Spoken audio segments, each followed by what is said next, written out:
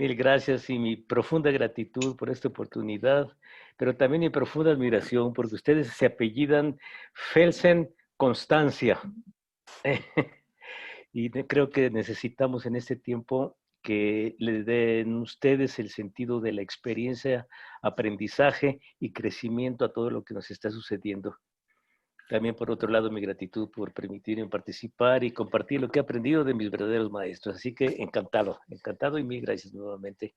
También para todos ustedes, los participantes, para que crezcamos juntos. ¿Les parece?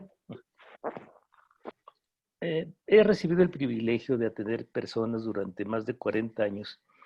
Personas, al principio era solamente la atención en centros geriátricos, pero conforme empecé a darme cuenta de muchas de las situaciones que se viven tanto en centros geriátricos como en la familia mexicana, decidí enfocar el 100% de mi tiempo a la atención, a su atención. Posteriormente me di cuenta que es necesario prevenir, pero también me di cuenta de algo muy importante. Como médico, soy médico, practicaba en algún tiempo de mi vida, hacía medicina quirúrgica y créanme, yo quería morir ahí en la barriga, en una sala de operaciones frente a la barriga abierta de una persona sacándole un tumor por ahí de 30 kilos y era mi sueño. Me apasiona todavía la cirugía, me apasiona la medicina, pero más me apasiona el aspecto humano que todo eso me ha dejado. En especial lo que sucede en los últimos momentos de toda persona y muy particularmente en las personas mayores. Decidí me costó mucho trabajo el aceptar el que mis pacientes morían. Me costó trabajo creer que que no era un fracaso médico, sino que era pues la vida misma. Decía Elizabeth Kübler-Ross que debemos prepararnos para el evento más importante de nuestra existencia, que es la muerte. Actualmente estoy como vicepresidente de la Fundación Elizabeth Kübler-Ross México Centro, México, y estamos creando algo muy interesante basado en todo lo que hemos aprendido todos los que estamos cercanos a las personas mayores, pero especialmente a las personas que están cerca de la muerte. Es una forma de introducir, de darles a ustedes una semblanza de el proceso que fue muy largo, porque los médicos en muchas ocasiones el ego nos come y no aceptamos que una persona esté en proceso de muerte y la saturamos de medicamentos antes de darle real atención a sus verdaderas necesidades. Ese proceso finalmente lo brincó, me saltó, me hizo comprenderlo cuando un amigo, fíjense ustedes, murió 9 meses después de conocerlo, murió en mis brazos. Y él me hacía una pregunta: Pepe, ¿por qué la gente que muere, por qué muere de manera prematura? Le decía yo, no, no hay muertes prematuras, no hay nada prematuro. Pero siguió con otra pregunta: ¿y por qué no muere el que debe morir? A ver, el que debe morir, ¿por qué me dices eso? Sí, ¿por qué la persona que está en un proceso terminal, que tiene tal o cual enfermedad o tiene tantos padecimientos y que clínicamente debería estar muerto, por qué está vivo? Me pareció muy interesante su pregunta. Eh, Eso fue en el 99. Me hizo mucho pensar. Y entonces yo había leído un par de libros de Elizabeth Kübler-Ross y llegué a la conclusión de que la gente no muere porque tiene algo pendiente, tiene un ciclo por cerrar o existe algo todavía por ahí que no ha cabalmente completado.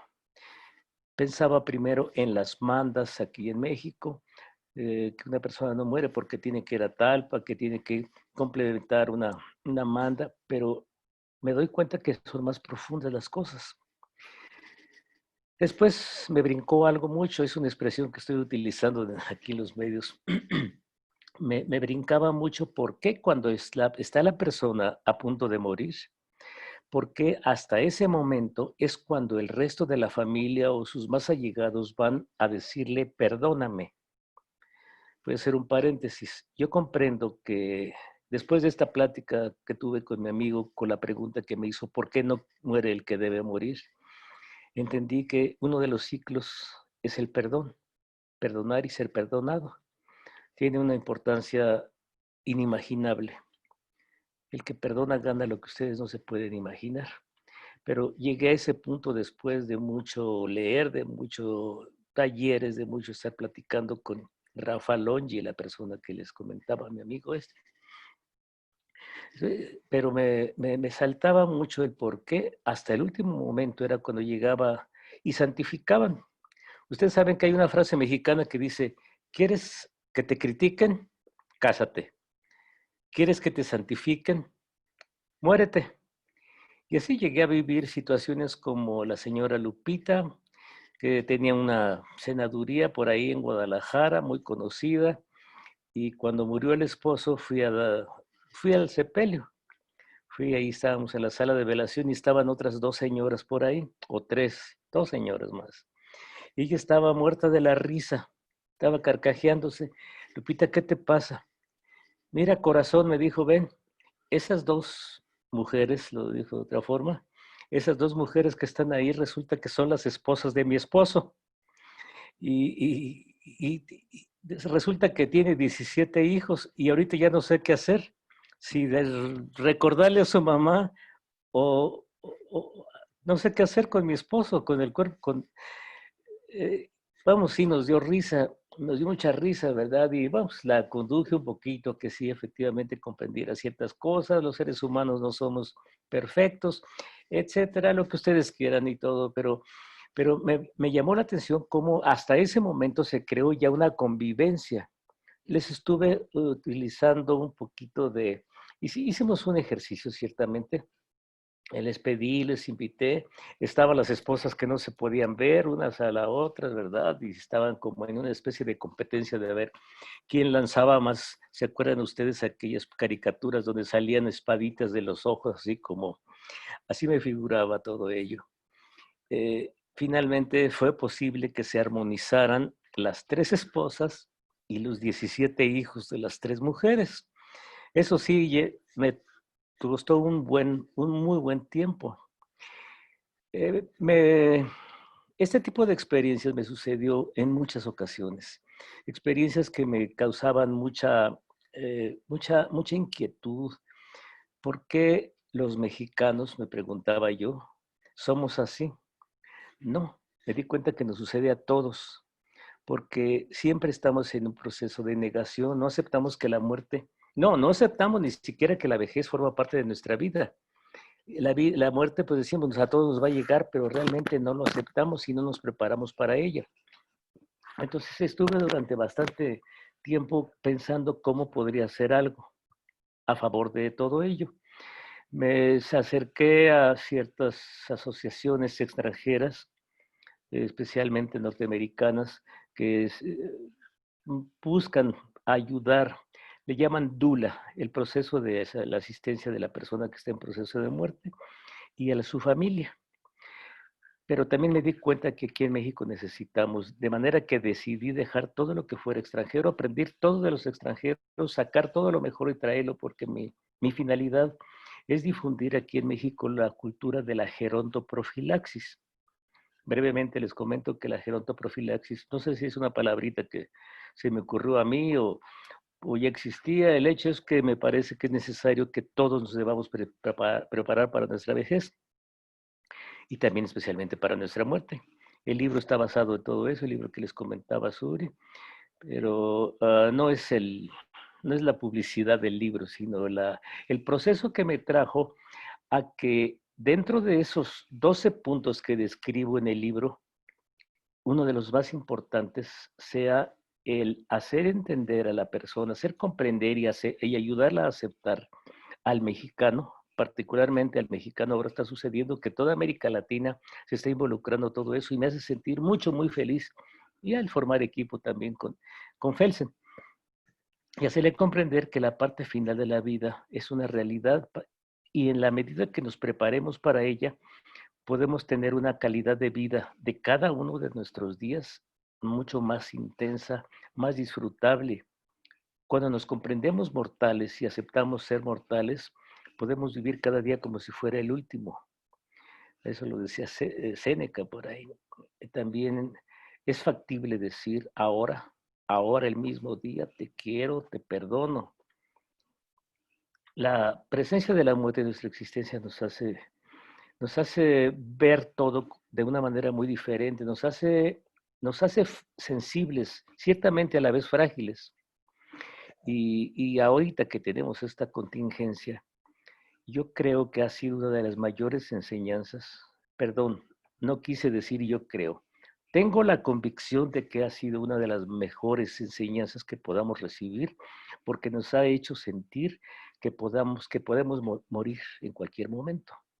Que los números, que las estadísticas, perdóneme, eso no tiene importancia, no tiene mayor relevancia, pero lo que sí la tiene es el que nos están, de una forma u otra, un miserable, pequeñísimo virus y todo lo que existe a través de los medios y la información, nos hace saber que nosotros podemos morir por ello. Y nos hace pensar qué tan preparados estamos para ello. Y nos ha motivado a estar haciendo llamadas a las personas que no les llamábamos antes. Tal vez pasarles un mensaje por aquí, por estos medios. Tal vez el querer ir a visitarlos. Tal vez el recordar que no hemos dicho, no le hemos dicho a nuestro ser querido, pareja, hijos, papá, mamá, no le hemos dicho cuánto los queremos. O también brinca aquello que no hemos hecho relacionado con perdón. Pueden ustedes estar perfectamente de acuerdo con esto, porque no hay elemento que sucede en nuestra existencia que no sea motivo de un aprendizaje y, por lo tanto, de crecimiento.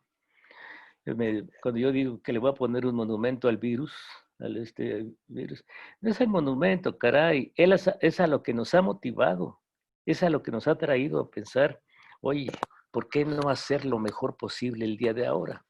Yo les garantizo que su vida va a ser completamente diferente una vez que esto se empiece a disolver, a mover, que empecemos a crear inmunidad, porque el virus no va a desaparecer. El tema no es el virus, ¿verdad? Sino el crecimiento que nosotros podemos tener en la medida que aceptemos que esto es enseñanza, porque no existe, reitero, una situación de nuestra existencia, de nuestra vida, que no nos conduzca a un aprendizaje.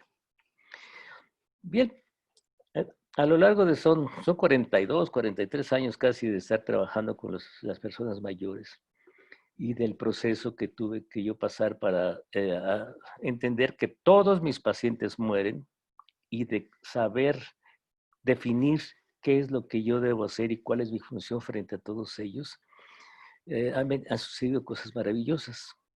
Una de ellas es algo que me brincó, otra vez me brincó. Bueno, surgió y me condujo hace años a crear un taller. Yo viví en Guadalajara, estoy actualmente viviendo en San Miguel de Allende, aquí está su casa. Tienen aquí una casa y tienen también a un guía de turistas. Nada más, espérense tantito. Estaba en Guadalajara y había la posibilidad de asistir a un hotel de montaña. Y yo me llevaba a todos los muchachos que tenía en una residencia geriátrica, asilo, casa de descanso, como quieran ustedes llamarle. Pero me los llevaba un camión grande y le ponía ahí los abuelos al reventón. Me los llevaba y pasábamos 2 o 3 noches allá.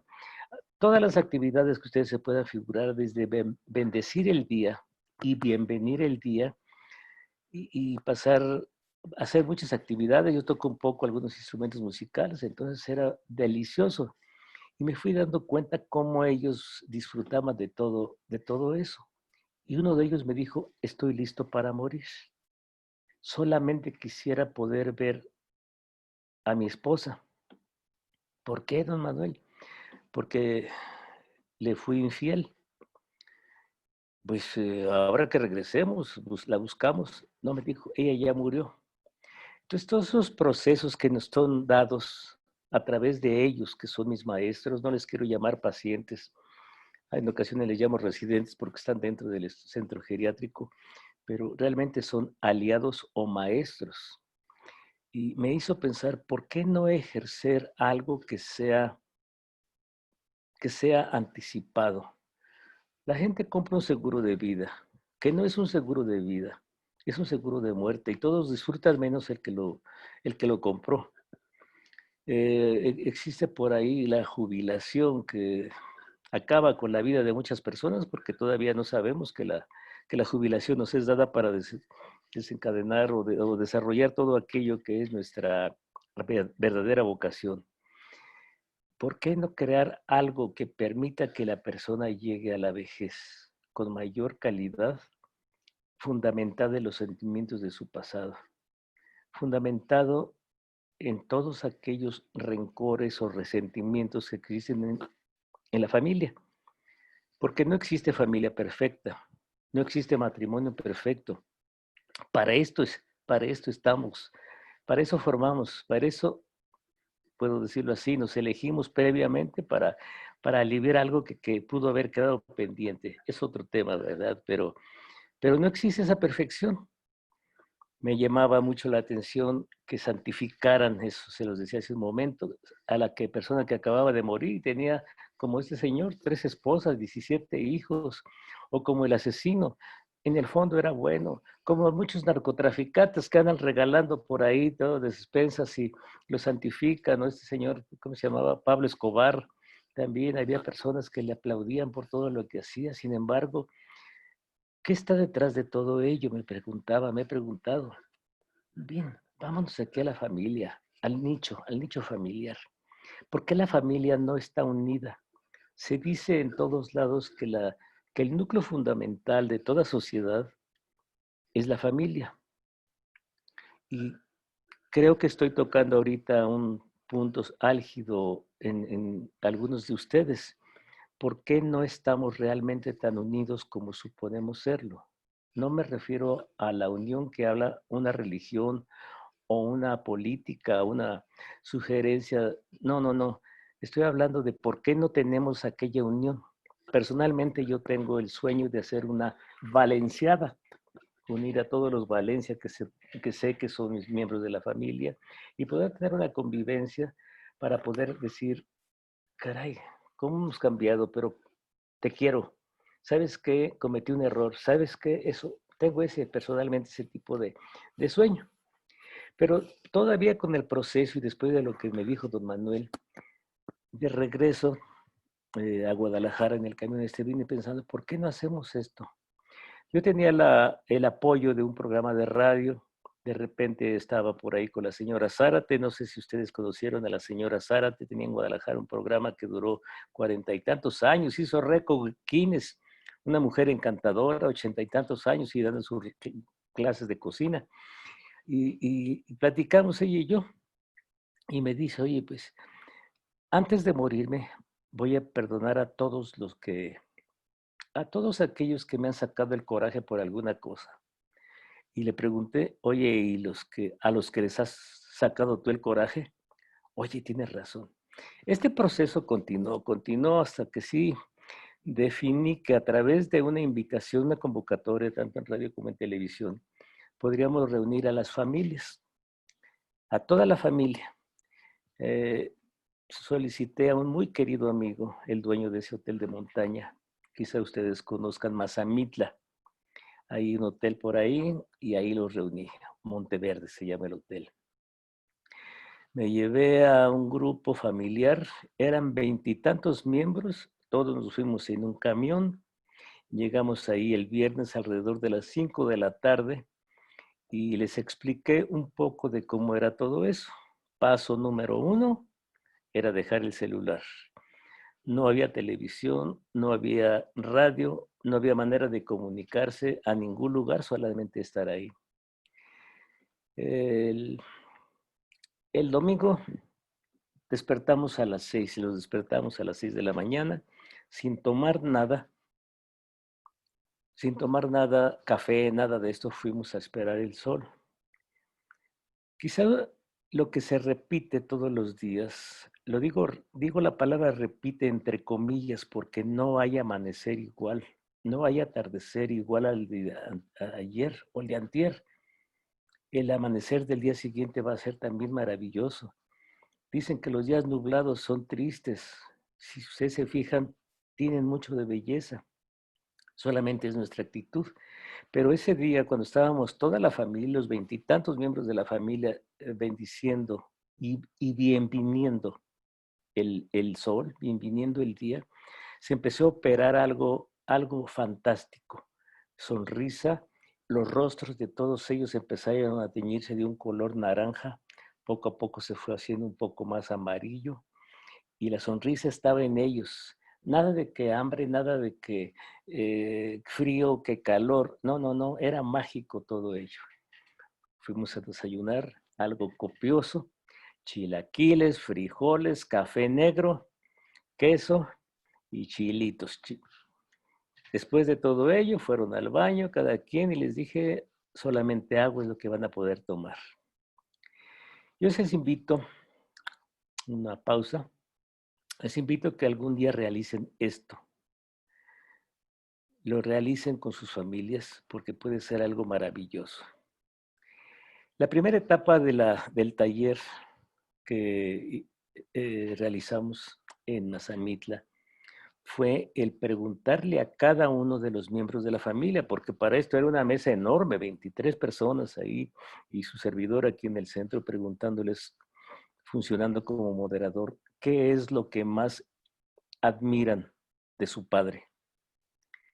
¿Qué es lo que más admiran de su abuelo?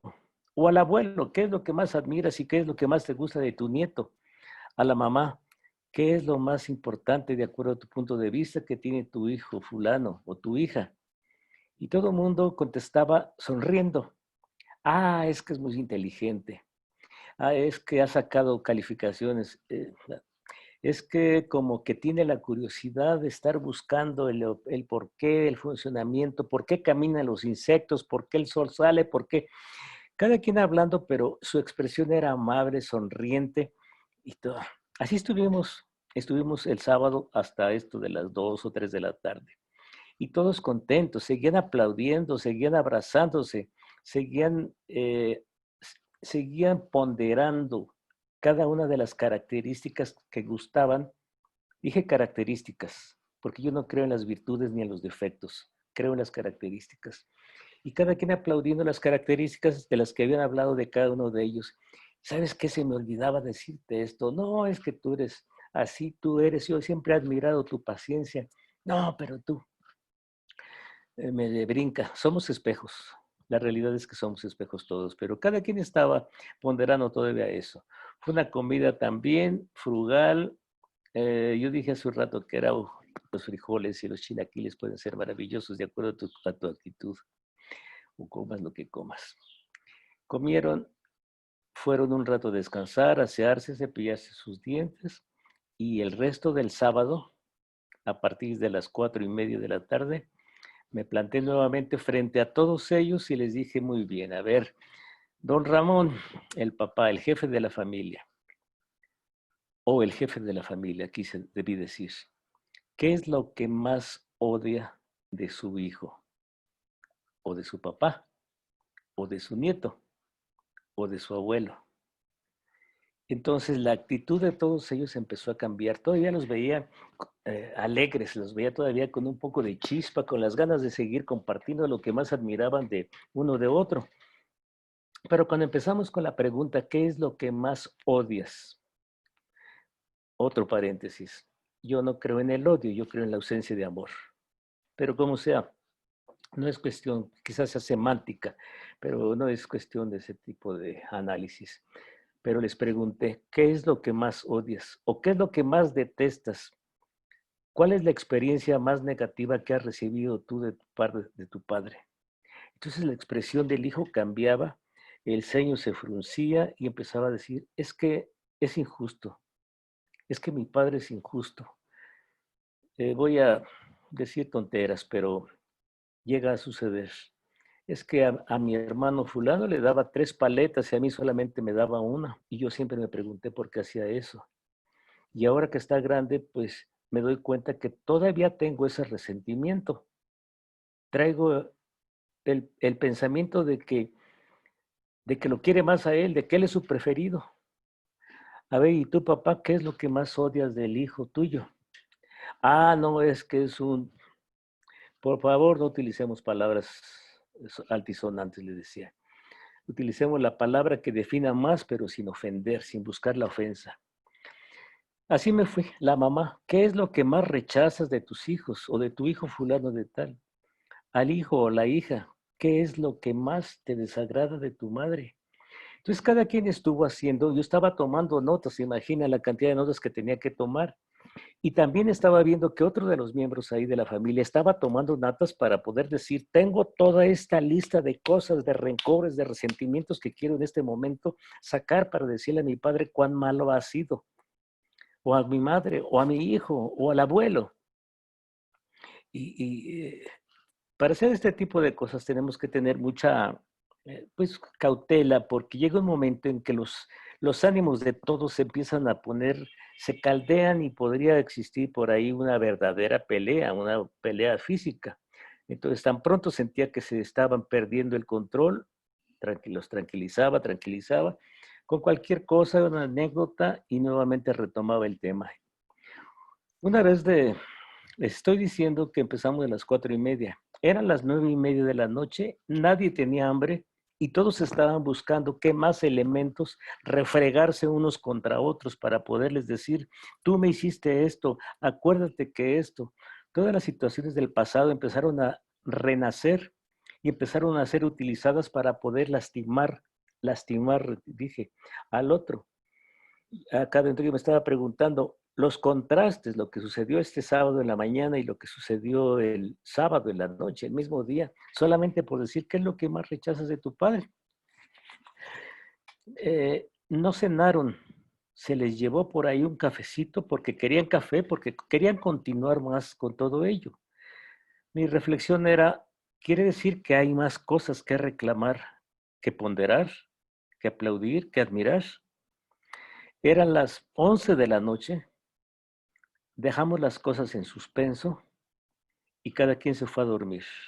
Muchos prefirieron dormir fuera de la cabaña, fuera de la recámara donde estaban donde durmieron la noche anterior, y se fueron todavía con coraje. Desde luego que no había alcohol, desde luego que ni siquiera podían fumar, o sea, estaban limitados en todo y solamente seres humanos con sus características, vertiendo uno contra otro el sábado de la noche todo lo que sentían y todo aquello que los estaba lastrando y que lo estaba arrastrando para estarse recordando resentimientos. Y yo lo sentí en muchos momentos como que temblaban y los dientes, trababan los dientes para poder darle énfasis al coraje que tenían por tal o cual situación de su pasado.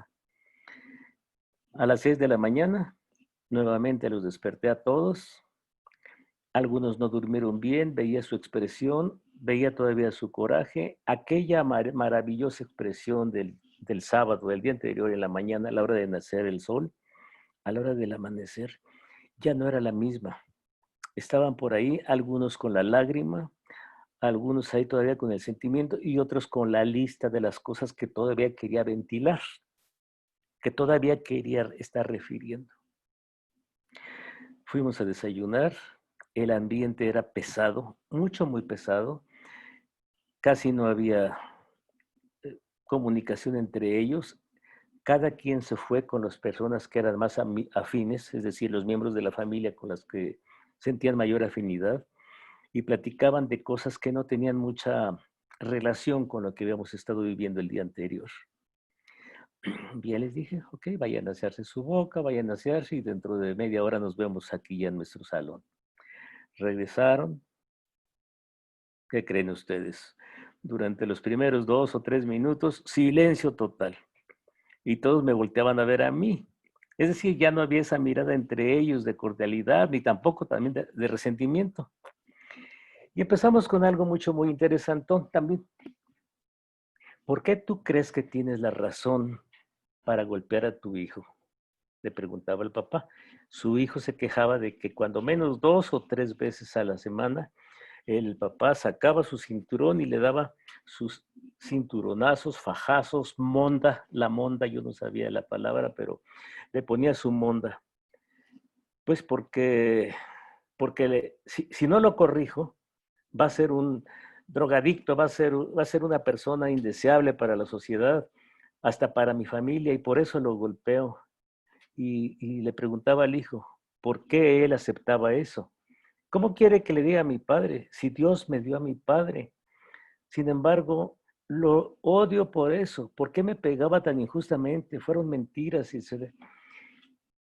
Conforme preguntaba a cada miembro de la familia por qué hacía lo que hacía o por qué traía el resentimiento ese que tenía contra alguien, cualquier miembro de la familia, contra cualquier otro, encontraba que todos, lo voy a decir en cursivas, todos tenían la razón.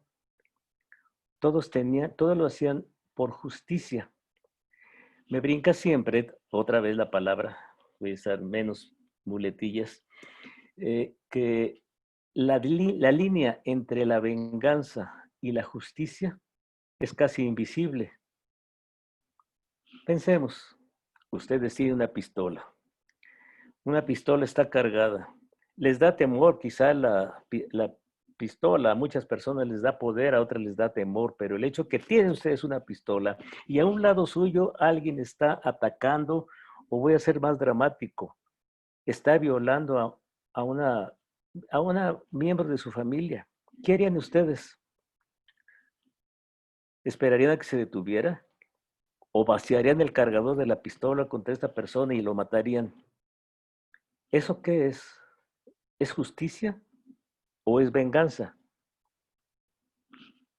Quizá la respuesta sea que eso es instinto, instinto o de conservación o de protección, pero que es instinto. Entonces cada quien hace lo que hace contra un ser querido porque considera que es lo que debe hacer para fin de corregir aquello que ustedes consideran que está mal. Viene la pregunta, ¿qué es bueno o qué es malo?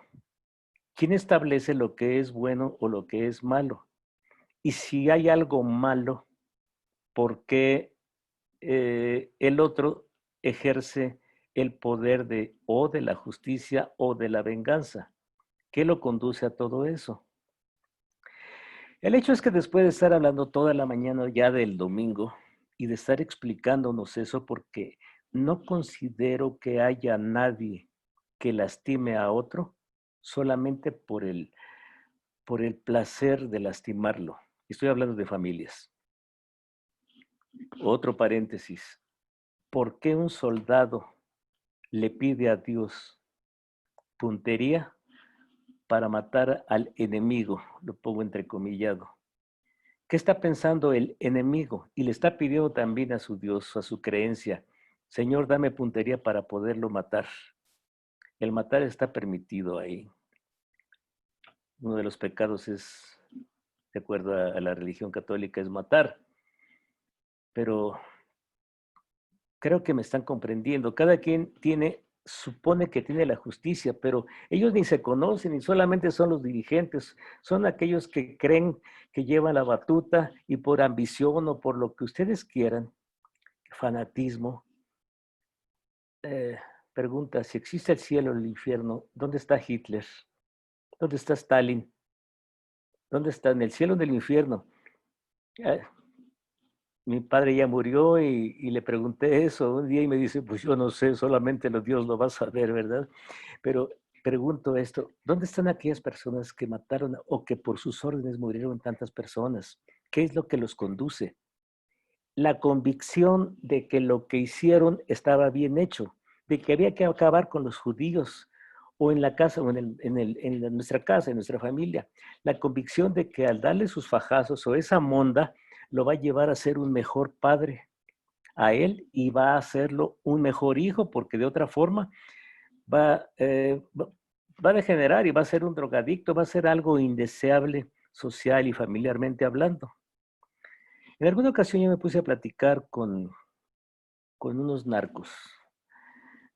Sucedió que cuando les comento que hacía medicina quirúrgica, tuve la necesidad de atender a alguien. Mi vecino en el consultorio me dijo, Doc, por favor venga cuanto antes. Un compadre mío sufrió un accidente y fui a verlo. me dio mucho temor cuando entré porque estaban ahí barras electrificadas y estaban ahí unos guaruras a la entrada. Dije ya, que no me suceda como en los ranchos, que cuando nace la bebé, llevan a la comadrona en carro y la regresan a pie. Y dije, bueno, no, me regresen a pie, lo que pasa es que no me maten, ¿verdad? Que no una vez que se ponga bien. El Santo Señor esto tenía una bola de cosas que tuvimos que operarlo, tuvimos que hacer muchas cosas. Salió adelante, afortunadamente salió. Pero tuve la oportunidad de platicar con el único cuyo nombre realmente supe. Era Sergio. Su nombre era Sergio.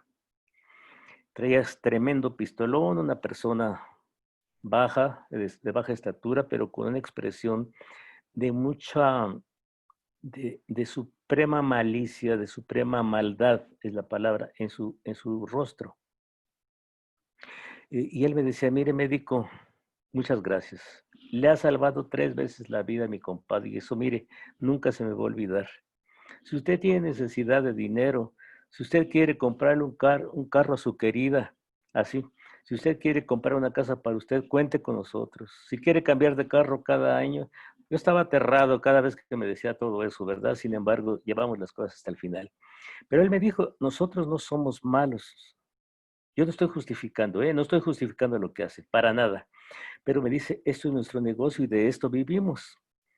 Nuevamente me brinca, me brinca que me brinque. Nuevamente me hace entender, ellos están suponiendo que lo que hacen es lo correcto porque es de lo que están viviendo. Y reitero, no estoy para nada justificando todo ello. Entonces acá nuevamente al regresar a la familia, todo es lo que hacemos lo que hacemos porque creemos que tenemos la razón. El domingo fue intenso, no hubo comida tampoco, hubo un breve refrigerio que apuraron para poder continuar con el taller y entonces empecé a pedirle a cada quien que considerara, que se pusiera en el papel, que ejerciera la compasión, que se pusiera en los zapatos de la otra persona para comprender el por qué había castigado, en el caso del padre al hijo, por qué el hijo le preguntaba yo ponte en tus zapatos, ¿qué eras tú en el lugar de tu papá? Hiciste esto y esto, ¿qué harías? Pues a lo mejor darme de chirrionazos fue la palabra que utilizó. Y el papá decía así como, obviamente, como diciendo, yo tengo la razón, naturalmente. A cada miembro de la familia estuve haciendo esto, en especial al resto de la familia con las cosas que tenían contra el abuelo o los abuelos. Ustedes desconocen la cantidad de elementos que se van acumulando a lo largo del tiempo y que generan a un abuelo gruñón o que generan a un nieto que no quiere al abuelo.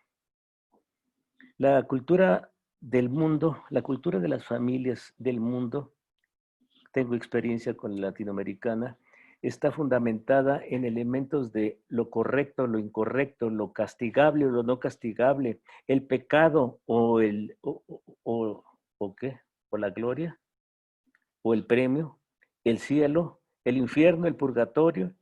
Créanme, soy completamente abierto para todo esto, pero sí les doy mucho crédito y me voy a entender, entiendo perfectamente el por qué ese tipo de decisiones. ¿Qué hicieron ustedes hace rato con la pistola que les di y con la situación esa? ¿Mataron al enemigo, al tipo este? Yo pienso que sí. El domingo al llegar aproximadamente a las 4 de la tarde, cada quien empezó a comprender el porqué de las acciones de aquella persona que el sábado por la noche estuvieron atacando. Empezaron a comprender que ellos hubieran hecho lo mismo si estuvieran en una posición opuesta. Empezaron a darse cuenta que somos espejos porque siempre nos reflejamos en el otro y podemos ver en el otro la bondad o la no bondad, no quiero decir maldad, la no bondad en la persona que está frente a nosotros. Empecemos a encontrar que hay muchos sentimientos positivos, especialmente el amor, que escondemos o que negamos para el fin de justificar nuestro rechazo a el otro miembro de la familia.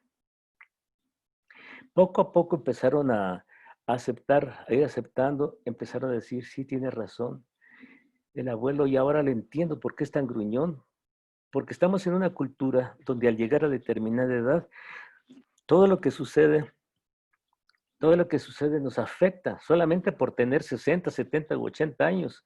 El ruco, el betabel, ya para qué nos quite el oxígeno, y llega un momento en que lo considera como si efectivamente fuera un obstáculo para la felicidad del resto de la familia, o para que esté respirando el oxígeno, valga la frase que mencionaba hace un momento, o el ¿por qué me trae sus conceptos, como dicen, si estás muy vejestorio, ¿por qué no me trae a mí sus ideas tan viejas?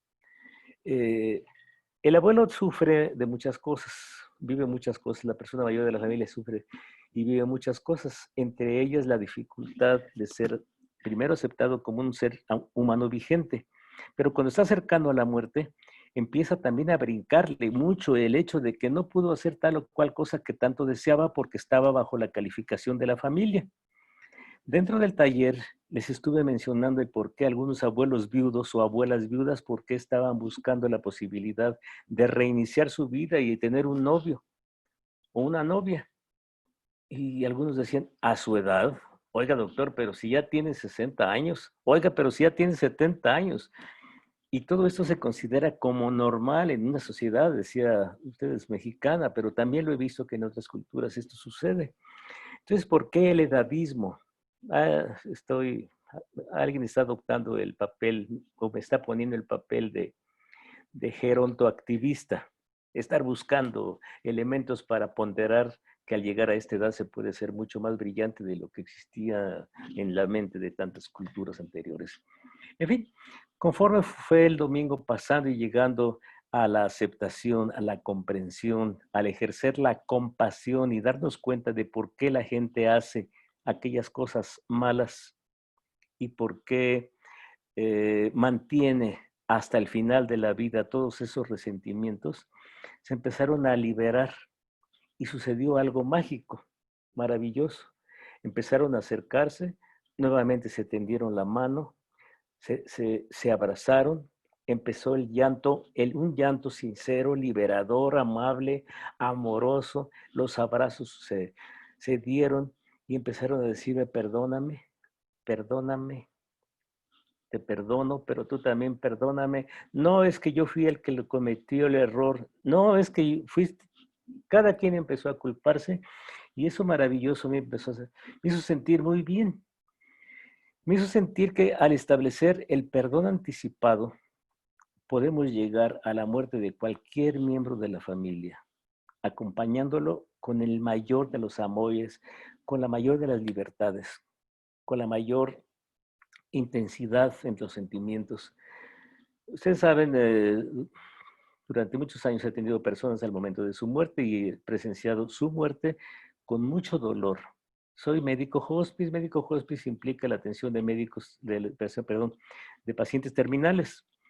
Y pues no es suficiente el uso de la morfina o de los muy potentes analgésicos para quitar su dolor, porque el dolor emocional en la mayoría de las ocasiones es superior al dolor físico. Entonces ahora con la tanatología, con este tipo de actividad que empecé a desarrollar y que de cuando en cuando la repito, la que le llamamos el perdón anticipado, se empezó a suceder que el dolor físico quedaba correcto y con cualquier 7 miligramos, 7.5 miligramos o 3.75 miligramos de morfina, el dolor desaparecía, el dolor físico, pero el dolor emocional desaparecía porque ya se había creado ese vínculo, un vínculo de verdadero amor, no de tradición, no de costumbre. Una de las cosas que desarrollamos y que puede ser un obstáculo para poder expresar todo aquello que necesitamos ejercer son los hábitos. Los hábitos. Repetimos algo, lo repetimos y finalmente lo que hacemos es recitar. Perdón por las creencias y no busco lastimar a ningún pensamiento, pero yo considero que es muy superior el orar, porque la oración se ejerce con amor, que el recitar. En los velorios oigo mucho el rosario y es repetirlo, pero en algunas ocasiones he tomado las riendas de ese rezo y conduzco a cada miembro de la familia a orar frente al cuerpo de la persona amada. Y se suceden cosas maravillosas. También los ayudo para que ejerzan el perdón aun cuando ya haya muerto. Pero a partir de esto lo empecé a practicar aproximadamente desde el 2004 y aun cuando estamos a kilómetros de distancia, he recibido cartas, correos, he recibido comentarios, he recibido gracias como ustedes no se imaginan, porque el cáncer que mi madre tuvo, por decir así, no mi madre, estoy hablando de una persona que me buscó, me dijo, el cáncer que mi madre tuvo era un cáncer terrible. Tan pronto em, nos dimos cuenta que esto podía existir, lo utilizamos también con la familia de otro de mis hermanos y el perdón anticipado operó cosas maravillosas, al punto de que sencillamente se apagó la vida de la persona que estaba en el proceso de muerte. Se apagó la vida, así me dijo. Se apagó su luz, se apagó su vida. Créanme, es una satisfacción enorme el poder estar utilizando todas esas experiencias que nos son dadas. A pesar del dolor que tenga, a pesar del sentimiento de impotencia que los profesionales de la medicina sentimos en un momento dado, a pesar de la rabia que en un momento dado he sentido porque suceden cosas que no se pueden ustedes figurar de injustas, a pesar de todo eso, somos herramientas, y lo digo como tal, porque sí soy creyente, soy fuertemente creyente, y considero que somos herramientas para conducir a tal o cual persona a una muerte con dignidad y con calidad. Dije calidad y dignidad de muerte, porque eso también debe existir. Y en la medida que nos preparemos para ello va a ser algo fantástico. No la muerte solamente, sino la vida, sino cada día de nuestra existencia. Pero hablaba yo de rabia hace un momento, hablaba del coraje que sucedía porque que he sentido en muchas ocasiones, porque puedes decir, no es posible que esto suceda entre dos seres humanos, no es posible que el padre haya violado durante 2 o 3 años a la hija de 12 años y que por eso exista tal o cual confrontación, resentimiento o odio, la palabra nuevamente. No es posible que un tipo borracho solamente venía y se llevaba a la hija a su recámara y ahí la violaba y ella lo tenía en su memoria y al final de la vida de ese señor, porque desarrolló cáncer, ella no lo podía perdonar. También la llevé a que lo hiciera, pero el tema es perdón anticipado. Y llega el momento en que yo quisiera estar ahí en la vida de muchas familias para poder oportunamente decirlos, invitarlos, conducirlos a hacer ese tipo de terapia, o, perdón, de taller, de ejercicio, para que finalmente puedan tener la comprensión de por qué tal o cual persona hace eso. Yo me pregunto, ¿qué movía a este señor al que me referí hace un momento? ¿Qué invitaba, qué lo justifica o lo justificaba para violar a la hija? No lo sé. No me toca juzgarlo, no me toca. Sí, la rabia no me la quitaba, pero fue posible perfectamente hablar con su hija Cristina para fin de que lo perdonara. Tan pronto lo perdonó, 2 horas después murió. Y él tenía pronóstico de vida de solamente 2 o 3 meses, desde hacía 4 o 5 años. Entonces quiero enfatizar mucho que el perdón es elemental para poder liberarse uno mismo, porque el que perdona se libera, puede crecer infinitamente, se le quita de peso, se quita de tanto lastre, de tanta enfermedad. La enfermedad no es sino una expresión de nuestro cuerpo que nos está diciendo, hey, hey, hey, algo está pasando erróneo aquí dentro de ti, nos llama la atención poderosamente. Estoy hablando de cualquier tipo de enfermedad. Cualquier tipo de enfermedad necesita un terreno. Dicen personas que yo admiro mucho, como son Greg Braden, el doctor Joe Dispenza, Bruce Lipton, Mark Hyman. Dicen que nosotros necesitamos el campo para enfermarnos. El campo, ese campo al que se refieren, está integrado por los resentimientos, por los deseos de venganza, no de justicia, sino de venganza y de causar el dolor a alguien que supuestamente queremos, a un miembro querido de nuestra familia. Una vez que establecemos que esto es parte de la vida, de que el tener tal o cual resentimiento, pues es lógico, claro, somos seres humanos, estamos en la universidad de la vida, pero una vez que comprendemos el valor del perdón, crecemos infinitamente. Haya sucedido lo que haya sucedido, pueden perfectamente comprender que aquel creyó que lo estaba haciendo correctamente. Cualquier cosa que hubiera eh, hecho, dañado, logrado, maltratado, lo que ustedes quieran decir, lo hizo porque tenía la razón. Vuelvo a Hitler. Él tenía la convicción de que los judíos iban a acabarse con el mundo.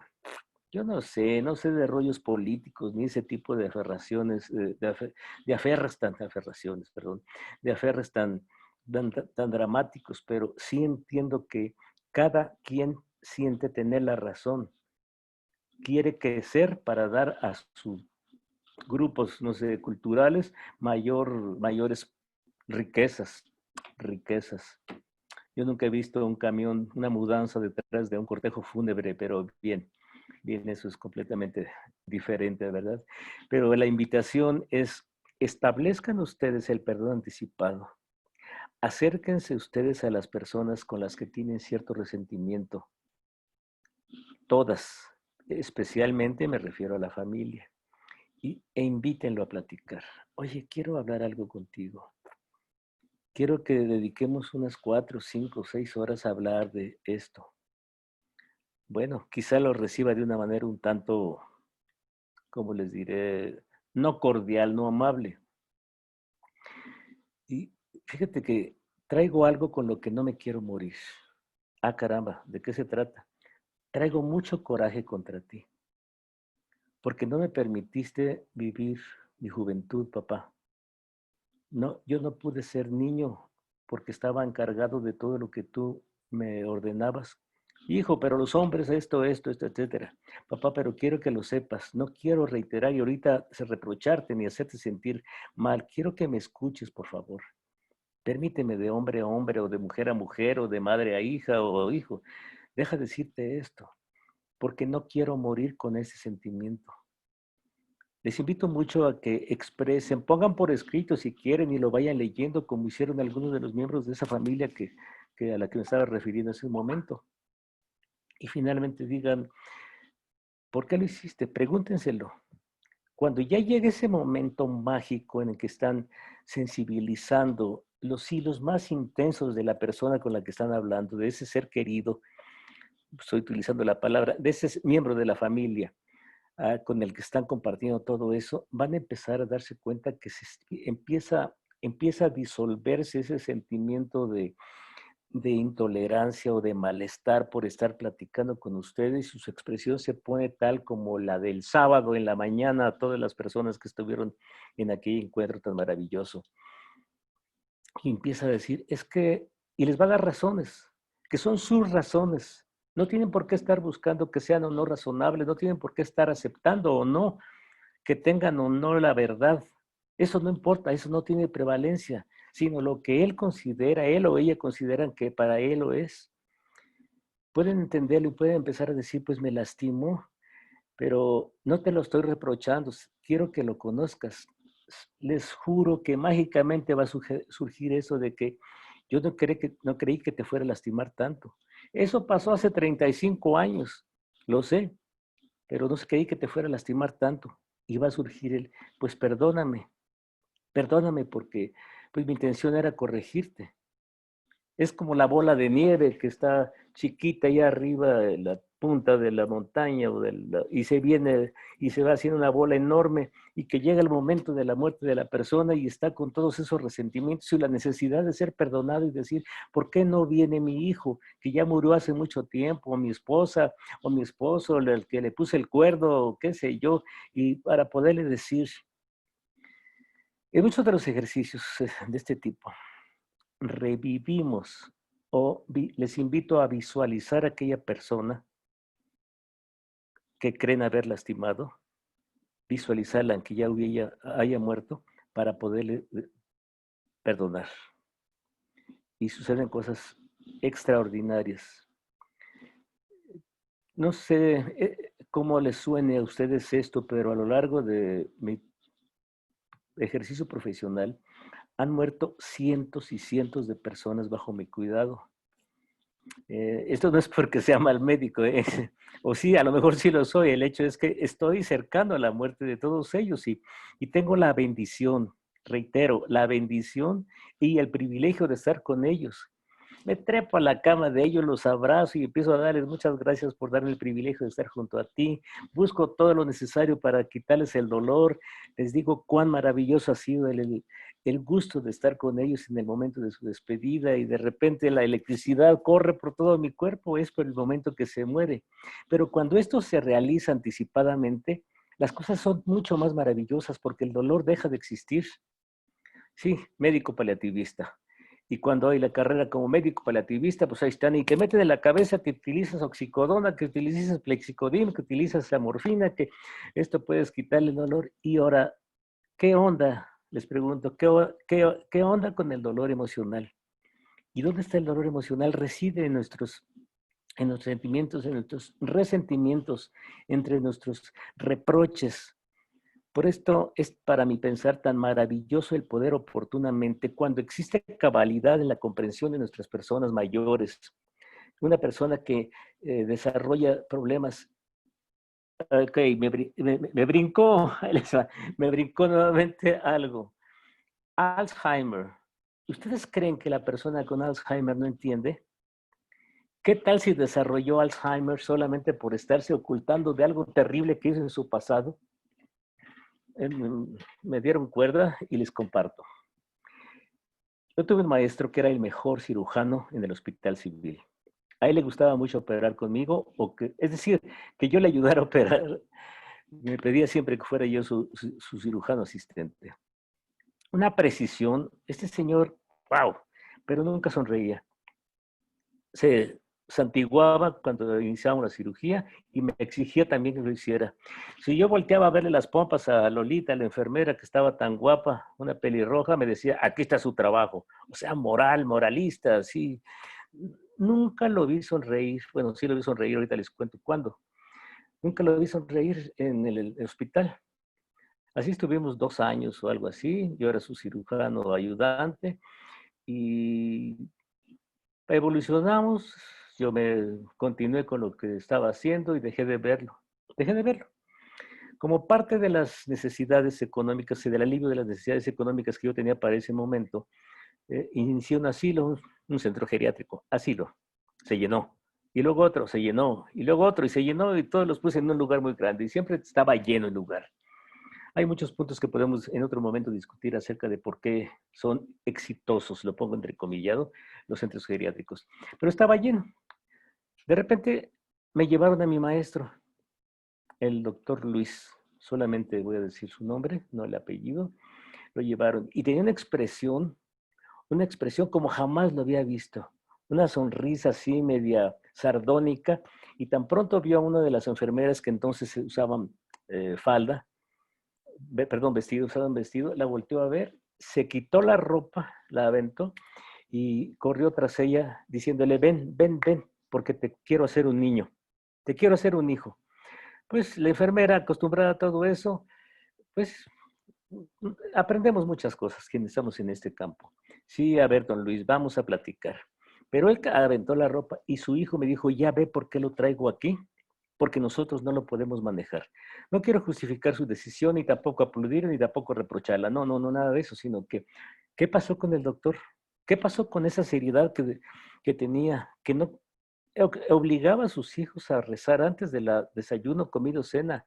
No les permitía hablar, no subieran los codos a la mesa. No se figuran ustedes la cantidad de cosas. Desarrolló Alzheimer. Me puse a estudiar durante 2 años la conducta de mi maestro y caí en algo mucho, muy fuerte. Se enredó, dije Lolita hace rato, creo que era una de las enfermeras más guapas del hospital en ese tiempo. Se enredó con ella, no sé cómo sucedió, porque ella murió, porque se quedó embarazada. Le practicó un aborto, uno de los mejores médicos le practicó un aborto y ella murió. A partir de ese tiempo, la conducta del doctor cambió, empezó a perder su coche empezó a perder la moral, empezó a perder el nombre de las herramientas, de los instrumentos, perdón, instrumentos para operar, hasta que finalmente el jefe del servicio decidió retirarlo. Estaba negando él eso que había sucedido porque fue tan poderoso. Desde luego no hubo ningún arroyo legal porque pues era el doctor fulano de tal, uno de los más importantes del hospital, pero me di cuenta que él desarrolló tal sentimiento de culpa que se escondió su vida, como dicen que las avestruces hacen, en que esconden su cabeza en un hoyo en el piso. Él escondió su vida en una enfermedad que alguien le puso en 1906, le puso el nombre de Alzheimer. Y todo lo que hacía era correr tras las chicas. Ellas lo abrazaban amablemente, no sucedía nada, ¿verdad? Y hasta que murió finalmente. En el tiempo que lo tuve conmigo, me acerqué a él, lo abracé y empecé a hablarle al oído. Hay una terapia maravillosa que se llama terapia de validación. Yo hago siempre una especie de historia personal del individuo, que le llamamos paciente, para saber qué música es la que le gusta, qué alimentos, cuál es el lugar predilecto para descansar, los libros de su vida, de su pasado, de su predilección también. Y ya me da una idea. Utilicé la música, ahorita es musicoterapia, le llaman ya esa terapia, y puse esa música y lo abracé. Y a la vez empecé a hablarle al oído. Cuando él estaba perfectamente perdido, no sabía ni su nombre. Y empecé a hablarle, maestro, maestro, ¿recuerda esta música? Cantamos. Empezó a cantarla conmigo y sus ojos se llenaron de lágrimas. El nombre de Lolita surgió. Ah, el nombre de Lolita surgió y sus lágrimas también aparecieron. Mi teoría ante Alzheimer es que la persona niega cierta parte de su vida por tanta culpa que está albergando. ¿Qué tal si ejercemos un perdón anticipado cuando conocemos perfectamente esa historia personal? ¿Qué tal solamente lo dejo ahí para su consideración? ¿Qué tal si estudiamos un poco más profundamente el por qué nuestros seres queridos o los miembros de nuestra familia están actuando como están actuando o actuaron en el pasado como lo hicieron y nos lastimaron o nos causaron algo que es inolvidable? ¿Qué tal si lo ejercemos? El perdón anticipado tiene muchísimas ventajas, muchísimas bendiciones. Entre ellas es la muerte con dignidad y con calidad. Sí me llega.